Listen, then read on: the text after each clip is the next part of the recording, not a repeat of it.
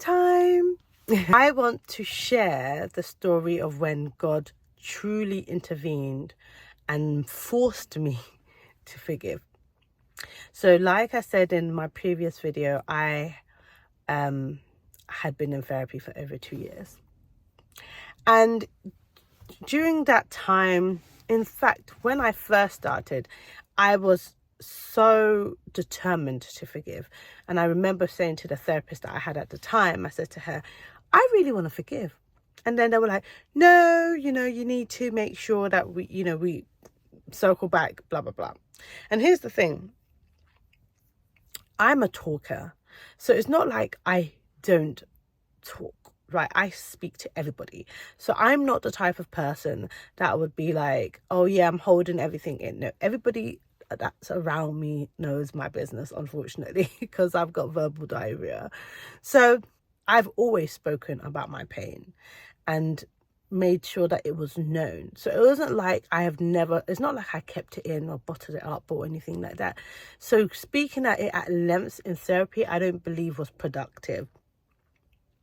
So we moved on to other things, which I believe were really just kind of putting like a plaster on the issue, right? The deeper issue was the unforgiveness. So then I changed therapists, and that therapist was like, have you considered forgiveness? And here's the thing, right? I personally believe that unforgiveness that I was dealing with, which was over 20 years, was a seed planted so that I can be held back. There's so many things that I'm very capable of, right? Not trying to be braggadocious or anything.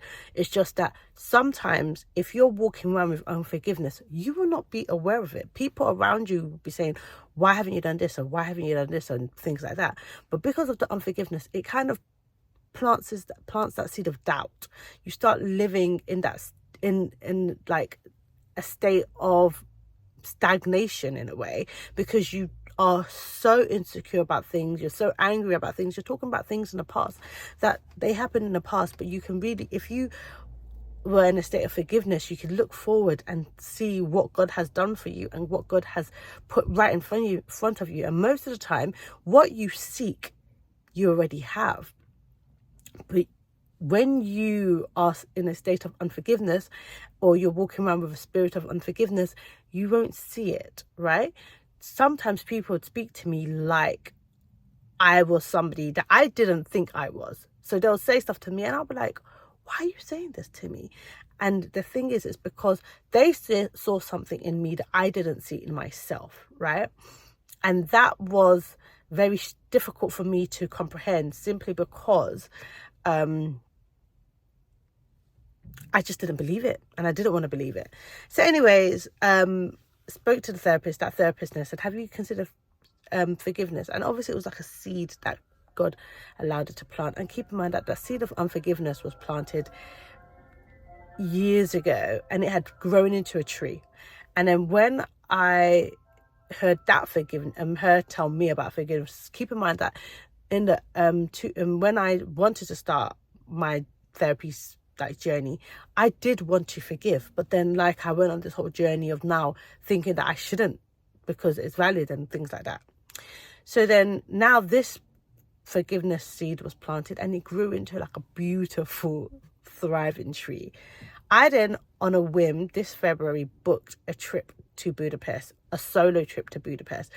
So I was like, I've never done it before, but I got married very young. I got married at 22. So I've always done everything with my husband. So so when I thought, I'm turning 35, on a whim, let me book a trip. So I booked a trip for myself to Budapest, and just decided that I was going to have a spa day. So the whole day, spa day. Went into a steam room, and I had almost my soul moment, right?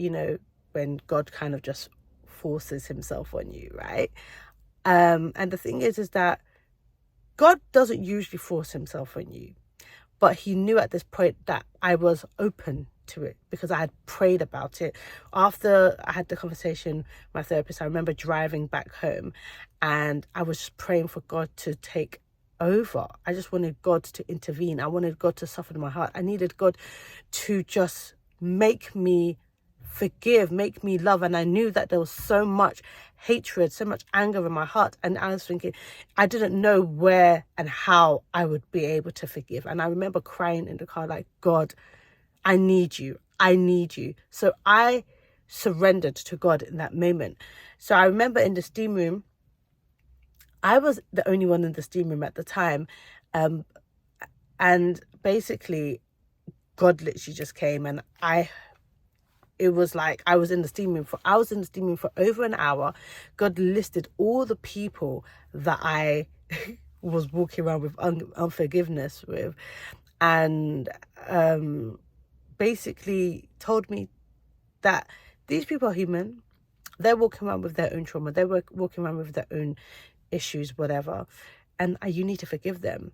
And there were instances that I had translated in a particular way because I was angry, and God showed me the reality.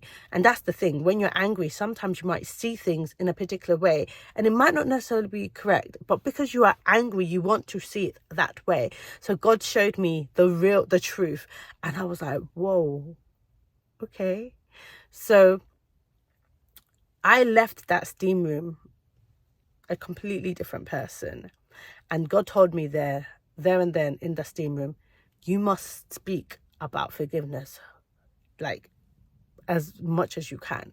So that's why I'm trying to make it my thing, my business, to speak about forgiveness to as many people as possible, because I know that since I've truly been walking in forgiveness, it's transformed my life. It's transformed it's transformed everything, the way that I see things.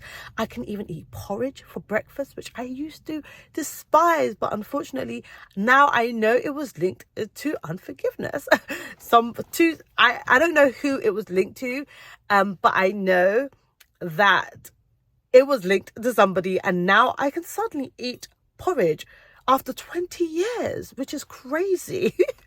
But yeah, so anyways, that is my story time of when God met me in the steam room, and now I'm free and I can hear God so clearly, and it's been beautiful.